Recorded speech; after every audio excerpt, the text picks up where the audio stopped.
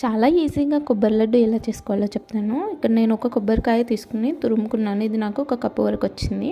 ఒక కప్పు తురిమిన కొబ్బరికి half cup బెల్లం తీసుకోవాలి. బెల్లం అనేది చిన్న చిన్న ముక్కలుగా కట్ చేసి వేసుకోండి, లేదంటే బెల్లం పౌడర్ అయినా తీసుకోవచ్చు. ఇప్పుడు నేనైతే తురిమిన కొబ్బరిని అంతా కూడా నెయ్యిలో బాగా వేయించుకుంటున్నాను. ఇంకో పక్కన హాఫ్ కప్పు బెల్లం తీసుకున్నాను కదా, అది కొంచెం వాటర్ వేసి మరగబెట్టుకోవాలి. లేత పాకం వస్తే సరిపోతుంది. బెల్లం అంతా మరిగిన తర్వాత ఇది మొత్తం పక్కన వేయించుకుంటున్న కొబ్బరి పొడిలో వేసేసుకొని బాగా మిక్స్ చేసుకోవాలి. ఇంకా మీకు నచ్చితే యాలకుల పొడి కూడా వేసుకోవచ్చు.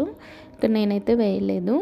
ఇంకా ఇదంతా దగ్గర పడ్డాక కొంచెం గోరువెచ్చగా అయిన తర్వాత లడ్డూలుగా చుట్టేసుకొని చల్లారిన తర్వాత ఎయిర్ టైట్ కంటైనర్లో పెట్టుకుంటే వారం నుంచి 10 రోజుల వరకు ఈజీగా ఉంటాయి.